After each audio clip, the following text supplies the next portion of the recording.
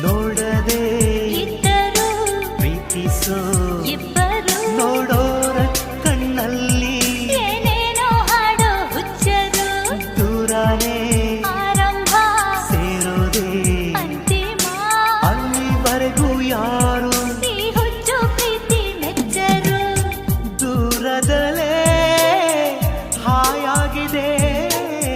ಕಾಯುವುದೇ ಸುಖವಾಗಿದೆ ಯಾರೇ ನೀನು ಚೆಲುವೆ ಅಂದಿದೆ